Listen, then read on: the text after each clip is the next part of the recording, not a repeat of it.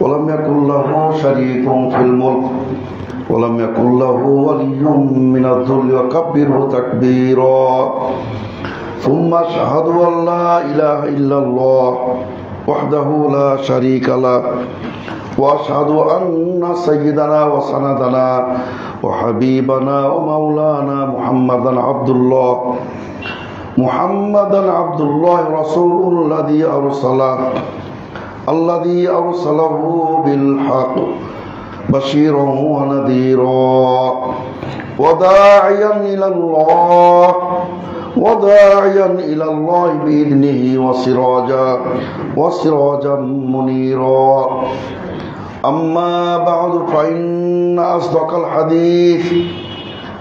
أصدق الحديث كتاب الله وأحسن الهدي هدي محمد صلى الله عليه وسلم وخير الأمور عوازمها وشر الأمور محدثاتها وكل محدثة بدعة وكل بدعة ضلالة وكل ضلالة في النار أما بعد فأعوذ بالله من الشيطان الرجيم وهو الذي جعل الليل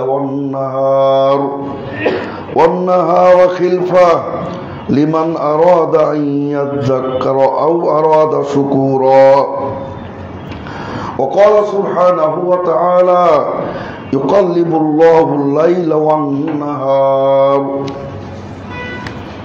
আলহামদুলিল্লাহ। সম্মানিত তাওহীদবাদী মুসলিম রোজাদার ভ্রাতৃবৃন্দ, আলহামদুলিল্লাহ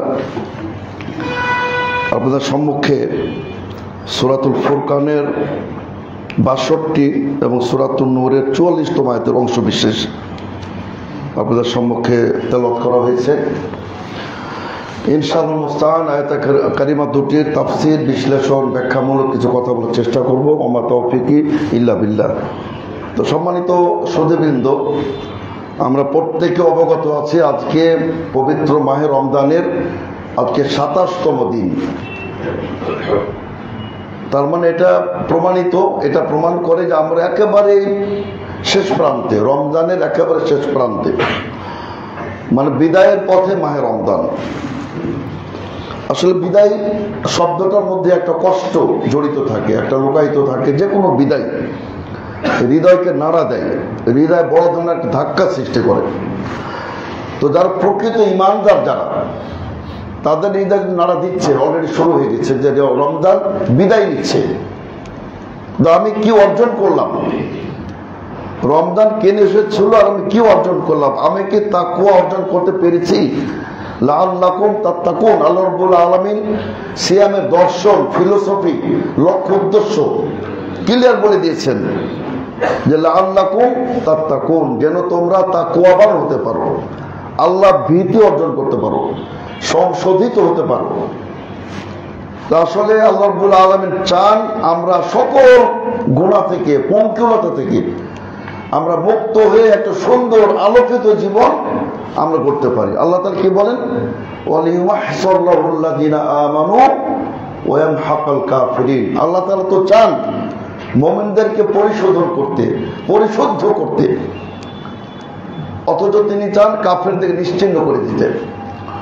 তো সেই মাহে রমজান সম্মানিত সুধীবৃন্দ আমাদের নিকট থেকে একেবারে বিদায়ের পথে। আর এটি হলো সিলেট ইমানি পাঠশালা, মাদ্রাসাতুন তারবিয়া, ইথিক্যাল ইনস্টিটিউট।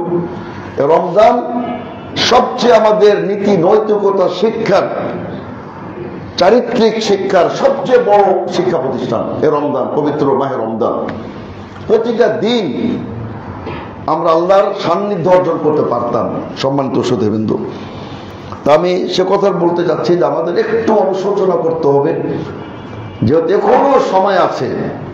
রমজানের প্রতিটা সেকেন্ড কিন্তু মুহূর্ত, এটা মনে মুক্তার চেয়ে মূল্যবান, পৃথিবীর যে কোনো ধন সম্পদের চেয়ে মূল্যবান। রমজানের প্রতিটা মুহূর্ত, প্রতিটা সেকেন্ড অনেক মূল্যবান। তো এই জন্য আসলে আমাদের ভাবতে হবে যে রহমতের মাস, মাগফিরাতের মাস, ইতকুম মিনান নিরানের মাস। তো আমরা আল্লাহ রহমতে অবগাহন করতে পারলাম কিনা, আমাদের সব বিষয়গুলো অত্যন্ত মানে খুবই চিন্তা করতে হবে যে আমরা পাপের জগৎ থেকে আমরা হিংসা, বিদ্বেষ, লোভ, লালসা, পরশ্রী কাতরতা, গীবাত, নিন্দা, পরচর্চা, পরনিন্দা এসব থেকে আমরা নিজেদেরকে মানে সংশোধন করতে পেরেছি কিনা, আমরা আত্মশুদ্ধি অর্জন করতে পেরেছি কিনা। তা আসলে আল্লাহ পাক রব্বুল আলামিন এই যে রমজান বিদায়ের পথে, এটা কিন্তু প্রকৃতির একটা নিয়ম। আল্লাহ তাআলা কোথাও তিনি বলছেন আল্লাহ বলছেন তিনি এভাবে, তিনি সেই মহান সত্তা, তিনি যিনি দিন ও রাতকেও একটার অপরটার অনুগামী করে দিয়েছেন। কখনই দুটো একসাথে মিলিত হবে না, দিনের পর রাত, রাতের পর দিন। এটা আল্লাহ তাআলার অমোঘ নীতি একটা চলতেছে। এভাবে কিন্তু রমজানের মতো একদিন আমাদেরও জীবনটা শেষ হয়ে যাবে। সম্মানিত শ্রোতাবৃন্দ, একদিন আমরাও চলে যাব পৃথিবী ছেড়ে, এটাই কিন্তু প্রমাণ করে। আল্লাহ তাআলা কথাই তিনি বলছেন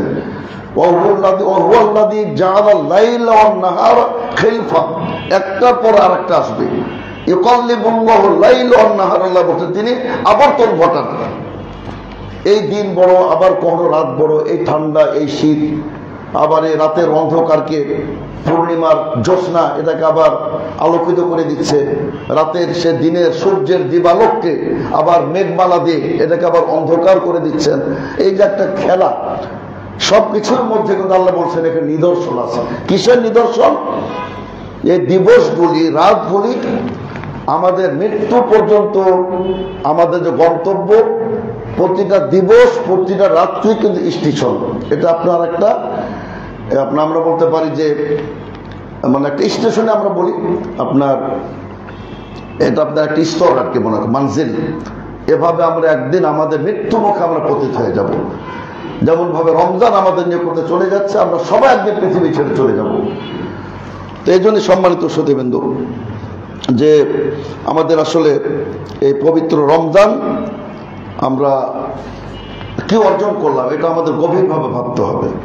আর তারই সাথে যেটা বলছিলাম, আজকে আপনার শেষ জুমা, যদি আমাদের দেশে মানুষরা তৈরি করেছে জুমাতুল ওয়াদা, জুমাত বিদায় জুমা, জুমাতুল বেদা জুমা, আল বেদা, যেটা তার যে ভাষায় বলুক, এসব ভাষার শরীয়তে কোনো স্থান নাই। এটা এই ভাষাগুলি ইসলামী শরীয়তের পরিভাষার কোনো অংশ নাই, এগুলা সব বেদাতি পরিভাষা।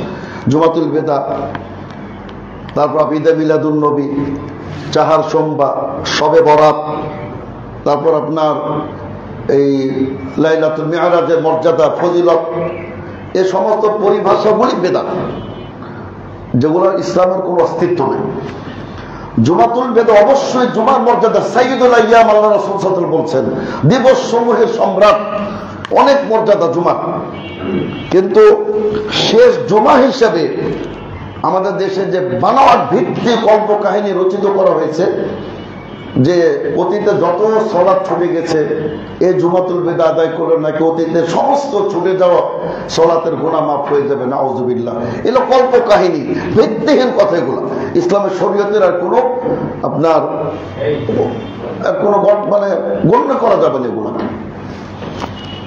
এই জন্য সম্মানিত শ্রোতাবৃন্দ, আমাদের এখন আল্লাহ রাব্বুল আলামিন, যেটা আমি প্রথমে বললাম, যে তিনি আমাদেরকে পরিশুদ্ধ করতে চান। এজন্য আপনি দেখুন আল্লাহ রাব্বুল আলামিন আমাদের কত তিনি সুযোগ দিয়েছেন। মান সামা রমাদান, যে ব্যক্তি রমজান মাসে সিয়াম পালন করবে ঈমানের সাথে, ইখলাসের সাথে, সওয়াবের প্রত্যাশায়, আল্লাহ রাব্বুল আলামিন তার জীবনের সমস্ত গুনাহ মাফ করে দেবেন। সুবহানাল্লাহ। আবার তিনি সেকেন্ড চান্স দিলেন, যেমন কমা রমাদান, যে ব্যক্তি রমজানের কিয়ামুল লাইল করবে, তাকে আল্লাহ রাব্বুল আলামিন তার জীবনের সমস্ত গুনাহ থেকে তাকে মুক্ত করে দেবেন।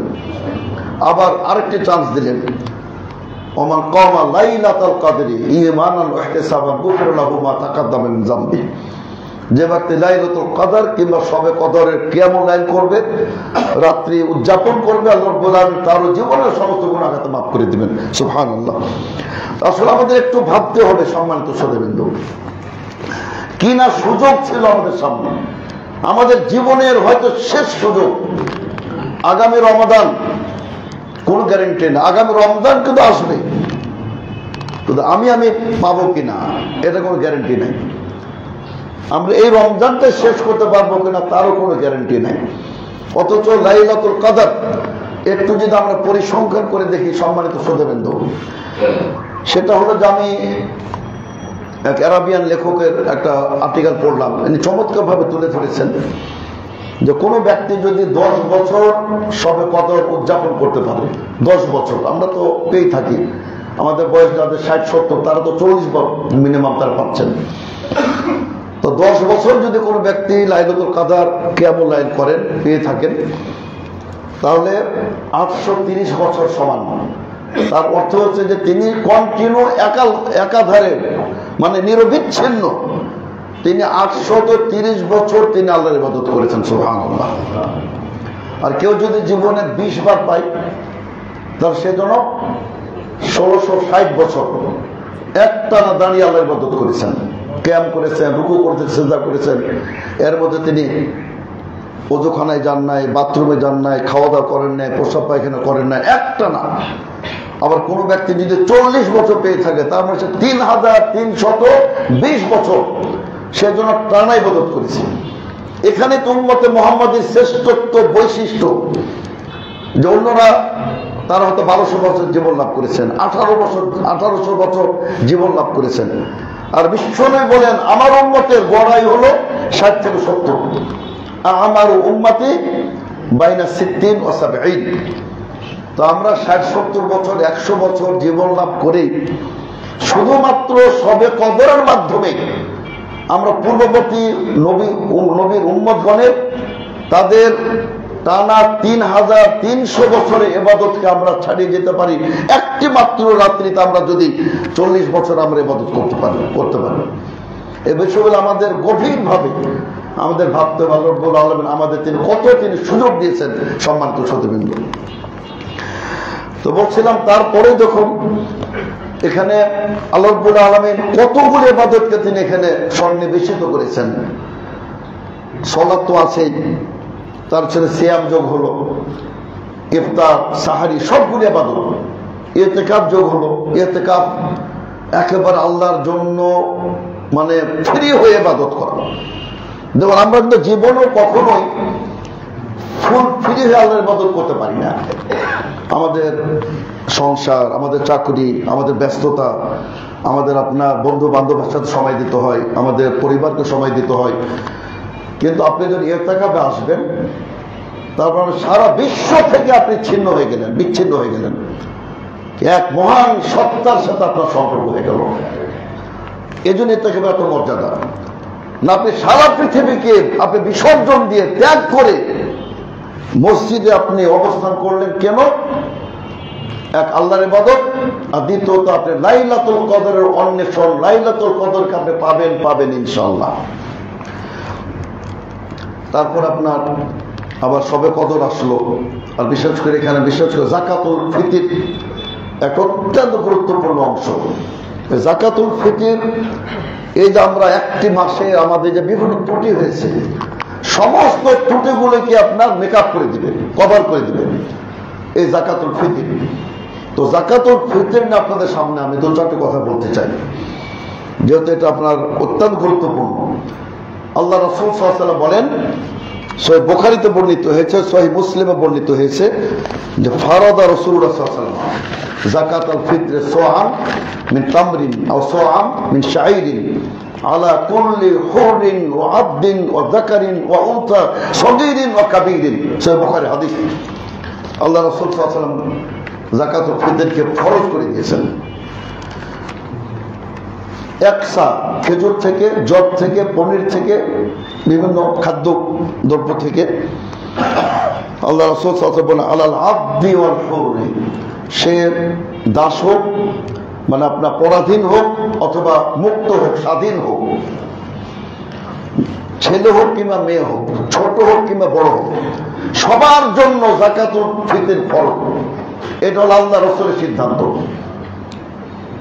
আমাদের মাযহাব কি বলছে যে কেবলমাত্র যারা সাহেব নিসাব, যাদের উপর যাকাত ফরজ, কেবল তারাই মাত্র যাকাতুল ফিতর দিবে। বিশ্বনবী এত স্পষ্ট, বিশুদ্ধ, নির্ভেজাল সহিহ হাদিসের কিভাবে তারা প্রত্যাখ্যান করার একটা ষড়যন্ত্র পায় তারা করে, যেখানে বিশ্বনবী বলছে সহিহ হাদিস আল্লাহ রাসূল ফরজ করে দিয়েছেন প্রত্যেকের উপরে, সে দাস হোক কিংবা মুক্ত হোক, ছোট হোক বড় হোক।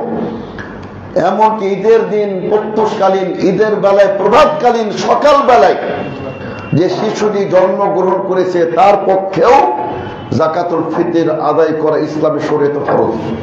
সুতরাং ওই কে কি বললো আমরা কিচ্ছু কানা করে মূল্য দেই না। আমরা যত বড় ইমাম হোক, বিশ্ব নবীর সহিহ হাদিসের সাথে যদি সাংঘর্ষিক হয়, ওগুলাকে আমরা কানা করে মূল্য দেই না। সুতরাং যাকাতুল ফিতর এটা ফরজ, প্রত্যেকে আদায় করতে হবে এবং অবশ্যই একসা সোয়াআন, এটা রাসূলের হাদিস। আর মুআবিয়া রাদিয়াল্লাহু আনহু তিনি আসলে প্রথমত খলিফা রাশিদিন ছিলেন না। আল্লাহ রাসূল সাল্লাল্লাহু আলাইহি ওয়াসাল্লাম তিনি বলেছেন আলাইকুম বিসুন্নতি ওয়া সুন্নাতিল খুলাফা রাশিদিন আল মাহদিয়িন, আমার সুন্নাত আর আমার পরবর্তীতে যারা খোলাফা রাশিদিন চারজন, হাসান রাদিয়াল্লাহু ধরা যেতে পারে, ওমর বিন আব্দুল আজিজকেও ধরা যেতে পারে, 6 জন ধরে নিলেন। এই 6 জন খোলাফা রাশিদিনের সুন্নাতকেও তোমাদেরকে আঁকড়ে ধরতে হবে, দৃঢ়ভাবে ধারণ করতে হবে।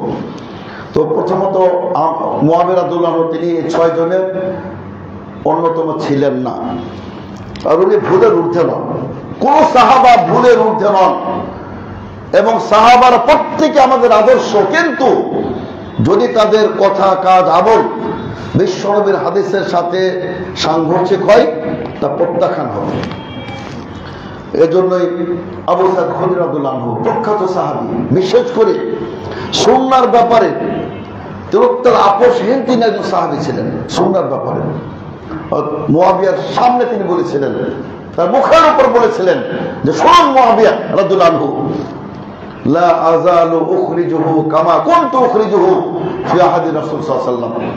আমি আল্লাহ রাসূল সাল্লাল্লাহু আলাইহি ওয়াসাল্লামের যুগে যেভাবে একসা দিতাম আমি এখন একসা দেব। আপনার নির্দেশ আমি মান্য করি না, তার কারণ রাসূলের হাদিস আমার সামনে আছে যে তিনি একসায়ের নির্দেশ প্রদান করেছেন। সুতরাং আপনি যে আধা সাহেব কথা বললেন এটা আমি প্রত্যাখ্যান করে দিলাম, মুখের উপর বলে দিয়েছিলেন। সে প্রখ্যাত সাহাবী, সাহসী সাহাবী আবু সাঈদ খুদরী রাদিয়াল্লাহু আনহু। আর মুআবিয়া রাদিয়াল্লাহু আনহু করেছিলেন, তার একটা রাজনৈতিক সিদ্ধান্ত ছিল আর অর্থনৈতিক সিদ্ধান্ত ছিল যে গম যেহেতু অনেক দূর থেকে, শাম থেকে আমদানি করা হতো, অত্যন্ত ব্যয়বহুল হতো, সুতরাং তিনি ভাবলেন যেহেতু এটা অনেক দাম, গমের একটা চাহিদা আছে, আকর্ষণ আছে, মানুষ এটা বেশি খেতে চায়, তো তিনি দেখলেন তাহলে আধারসা করে দিই। তো অনেক সাহাবী সেটা প্রত্যাখ্যান করেছিলেন। তো এর জন্য আপনি ওই হাদিসের ভিত্তিতে আপনি রাসূলের সহিহ হাদিসকে বর্জন করবেন আর আধারসার বিধান দিয়ে দিবেন, ওগুলো আহলে হাদিসরা কানা করে মূল্য দেয় না। আহলে হাদিসের মূল্য দেয় কেবলমাত্র বিশ্ব নবীর কথাকে, হতে হয়ে মুস্তাফা কি গুপ্তা না দেখ কিসে কা কাউল কিরদার। মুস্তাফা সাল্লাল্লাহু আলাইহি ওয়াসাল্লামের, নবী সাল্লাল্লাহু আলাইহি ওয়াসাল্লামের যেখানে হাদিস বিদ্যমান, সেখানে পৃথিবীর কোনো কারো কথা এবং কাজের কানা করি মূল্য নাই। সম্মানিত শ্রোতাবৃন্দ, আর এবার আসুন সম্মানিত শ্রোতাবৃন্দ, এবার পরিমাণ নিয়ে কথা বলবো, আর তারই সাথে আপনার মূল্য দিয়ে আদায় হবে কিনা কিতাব ও সুন্নাহর আলোকে আমরা বিশুদ্ধ কথা বলার চেষ্টা করবো ইনশাআল্লাহ।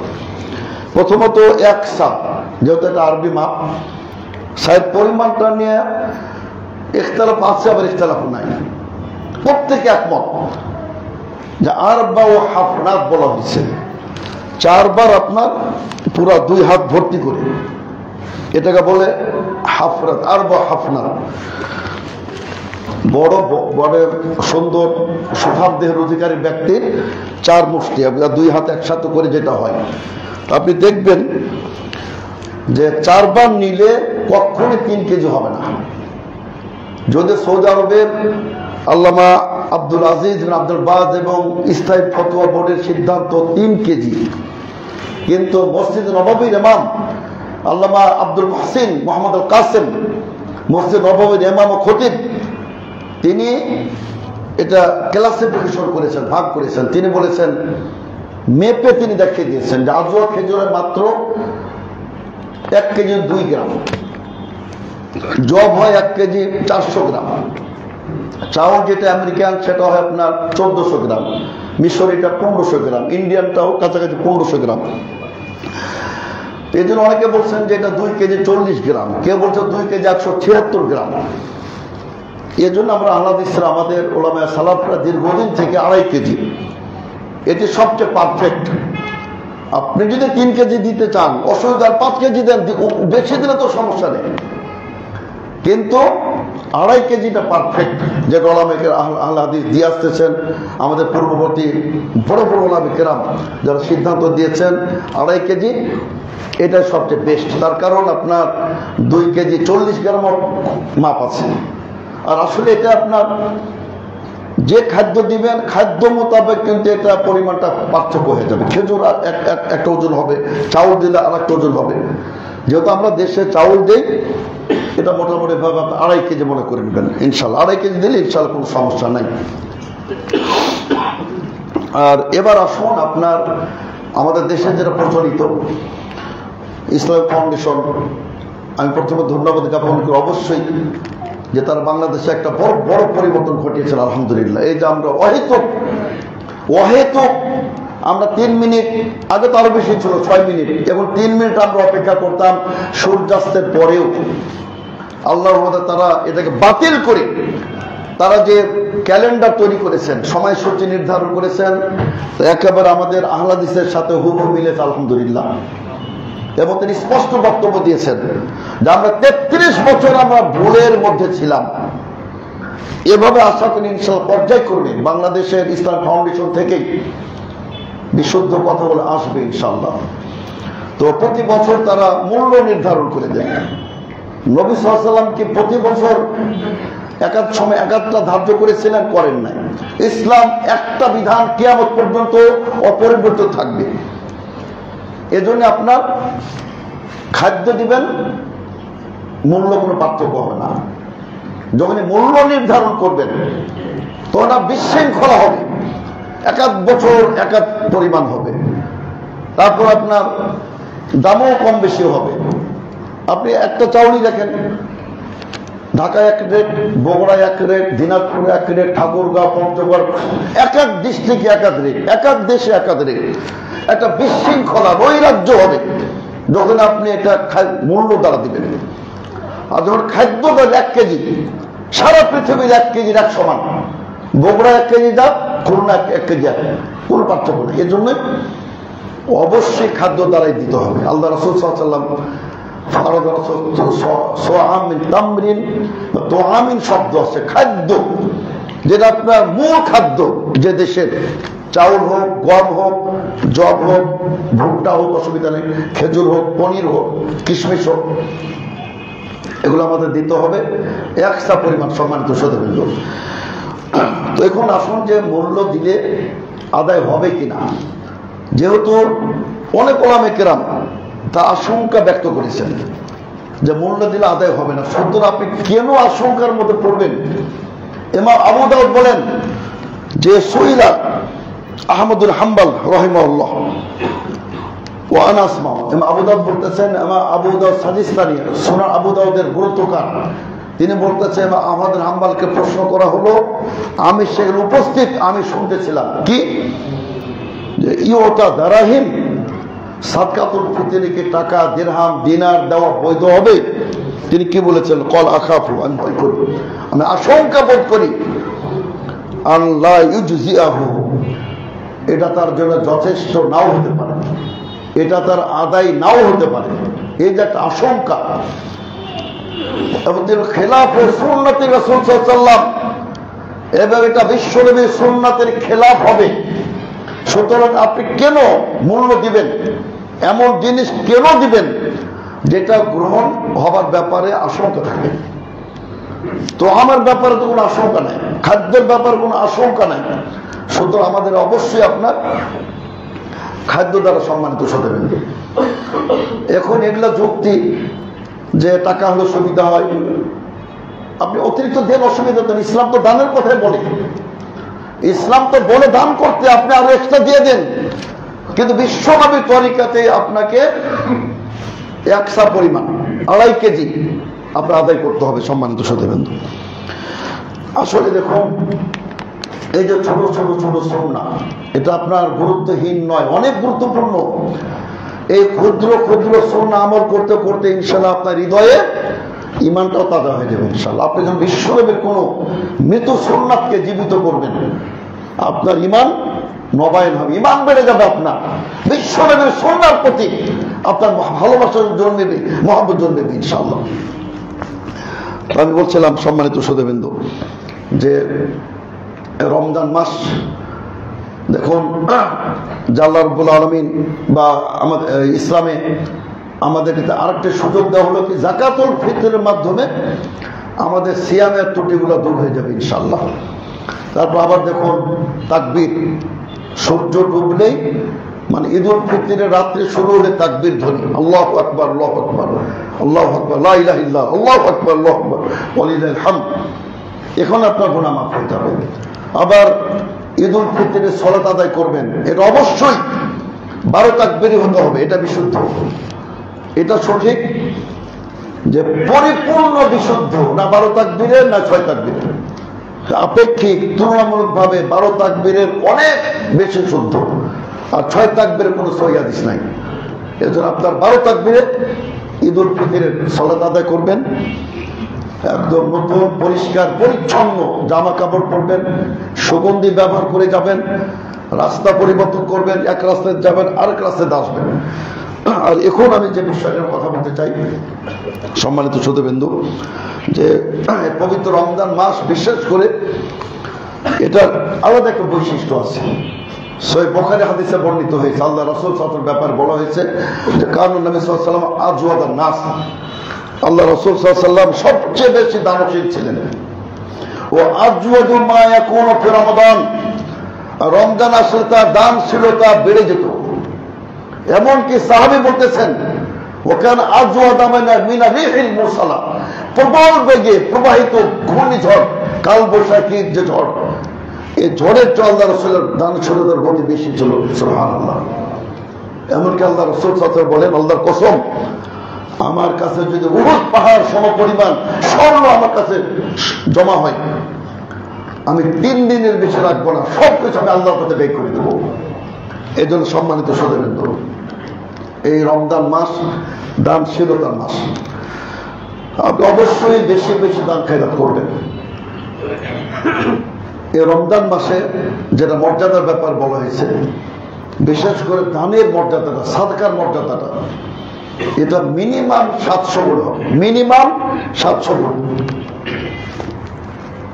যদি আমাদের দেশে ছড়িয়ে আছে জয়ীফ হাদিসের প্রভাব বেশি আমাদের দেশে 70 গুণ, এটা বাতিল হাদিস, অগ্রহণযোগ্য হাদিস। ওই হাদিসে বলা হয়েছে প্রথম 10 রহমতের, দ্বিতীয় 10 মাগফিরাতের, শেষ 10 জান্নাতের মুক্তি। ওটা মানে একেবারে জয়ীফ জিদ্দান হাদিস। তার কারণ পুরো রমজান হলো রহমতের, পুরো রমজান হলো মাগফিরাতের, আর প্রত্যেক রাত্রিতে আল্লাহ রব্বুল আলামিন অসংখ্য লোককে তিনি জাহান্নাম থেকে মুক্ত করে দেন। ওয়ালিল্লাহি ওয়াতাকা ফি কুল্লি লাইলাতিন, বিশ্বনবী বলেন প্রত্যেক রাত্রিতে, রমজানের প্রত্যেক রাত্রিতে আল্লাহ রব্বুল আলামিন অসংখ্য মানুষকে জাহান্নাম থেকে মুক্ত করে জান্নাত দিয়ে দেন। সুবহানাল্লাহ। তো যেখানে নাসাইর হাদিস, সহিহ হাদিস, আল্লাহ রাসূল সাল্লাল্লাহু আলাইহি ওয়াসাল্লাম বলছেন আল্লাহ তাআলা প্রত্যেক রাত্রিতে তিনি জাহান্নাম থেকে মুক্ত করে দেন। সুতরাং আপনি শেষ দশককে কিভাবে বলবেন যে শুধু শেষ দশকে জান্নাত থেকে মুক্তির মাস? যে জন্য সম্মানিত শ্রোতাবৃন্দ, ফকির, মিসকিন, দরিদ্র, অসহায়, অনাথ, বিধবা, যত অসহায় প্রত্যেকে আপনি আপনার দানের পরিমাণটা বাড়িয়ে দিন রমজানে। সম্মানিত শ্রোতাবৃন্দ, আল্লাহ তাআলা কি বলেন? ওমা তুনফিকু মিন খাইরিন ফালিআনফুসিকুম। আসলে তো সাদকার ব্যাপারে আলোচনা করতে গেলে পৃথক খুতবার প্রয়োজন। তো আমি সংক্ষিপ্ত ভাষায় যে কথাটা বলতে চাই, আল্লাহ তাআলা বলছেন ওমা তুনফিকু মিন খাইরিন, তোমরা যা কিছু অর্থ ব্যয় করবে এটা সদ্ভাগ্যে ফালিআনফুসিকুম, তোমার নিজের জন্য এটা উপকার করবে। সুবহানাল্লাহ। একজন গ্রহীতা, একজন দাতা, আল্লাহ তাআলা কি বলেন যে দাতার উপকার সবার আগে হবে, গ্রহীতার পরে।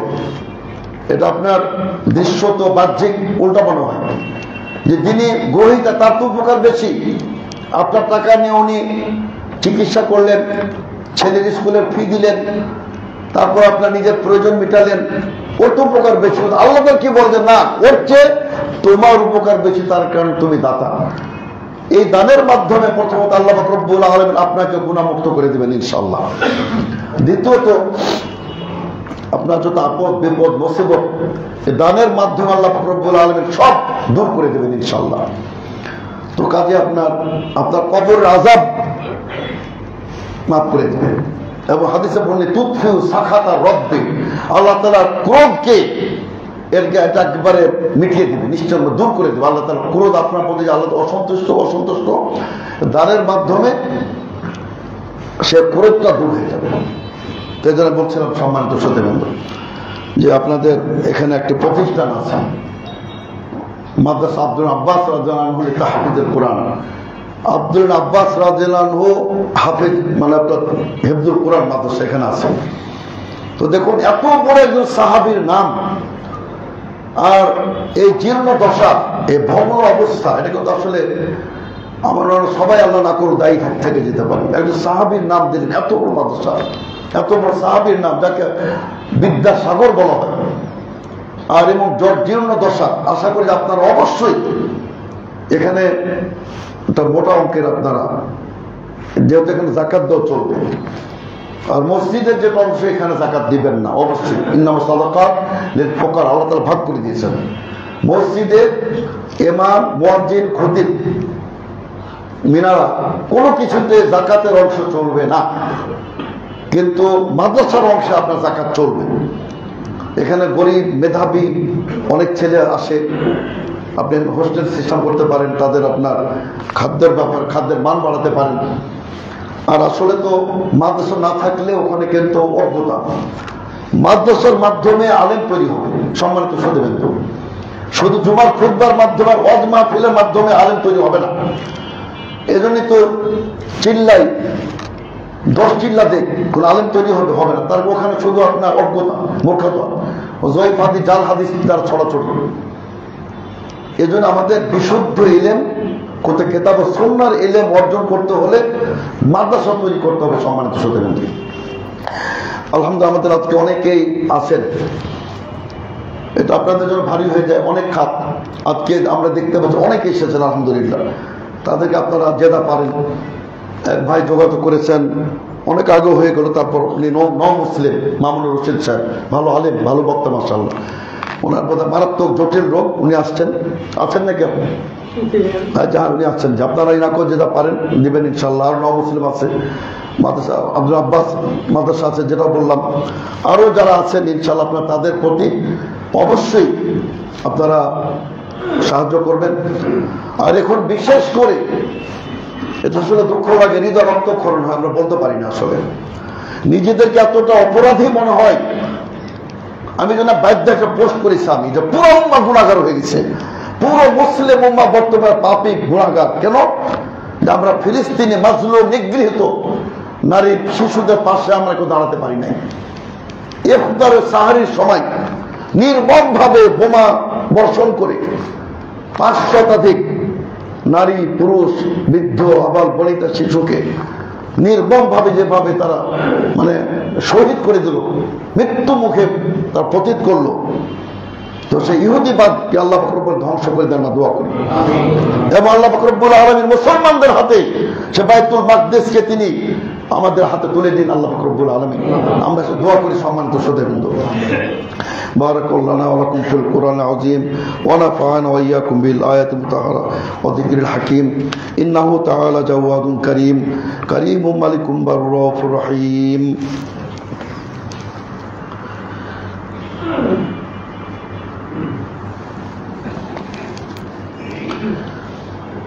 الحمدلله نحمده ونستعينه ونستغفره ونؤمن به ونتوكل عليه ونعوذ بالله من شرور انفسنا ومن سيئات اعمالنا من يهده الله فلا مضل له ومن يضلل فلا هادي له واشهد ان لا اله الا الله وحده لا شريك له واشهد ان محمدا عبده ورسوله اما بعد أعوذ بالله من الشيطان الرجيم إن الله وملائكته يصلون على النبي يا أيها الذين آمنوا صلوا عليه وسلموا تسليما اللهم صل على محمد وعلى آل محمد كما صليت على إبراهيم وعلى آل إبراهيم إنك حميد مجيد اللهم بارك على محمد وعلى آل محمد كما باركت على إبراهيم وعلى آل إبراهيم إنك حميد مجيد اللهم أعز الإسلام والمسلمين وأذل الشرك والمشركين اللهم انصر من نصر الدين اللهم اخذل من خذل الدين اللهم إنا نجعلك في نحورهم ونعوذ بك من شرورهم اللهم شتت شملهم وفرق جمعهم ودمر ديارهم وخرب بنيانهم وانزل بهم بأسك الذي لا ترده عن القوم المجرمين اللهم اجعل كيد الكافرين في تضليل وارسل عليهم طيرا أبابيل ترميهم بحجارة من سجيل فاجعلهم كعصف مأكول اللهم احصهم عددا ولا تغادر منهم أحدا وأرنا فيهم قوة يا أرحم الراحمين اللهم آمنا في أوطاننا وأصلح لنا في أمورنا كلها اللهم أصلح لنا في ديننا الذي هو عصمة أمرنا وأصلح لنا في دنيانا التي هي معاشنا وأصلح لنا في آخرتنا التي إليها معادنا اللهم إني أعوذ بك من علم لا ينفع ومن قلب لا يخشى ومن دعاء لا يسمع ومن قلب لا يخشى ومن نفس لا تشبع وأقيم الصلاة إن الصلاة تنهى عن الفحشاء والمنكر ولذكر الله أكبر والله يعلم ما تصنعون.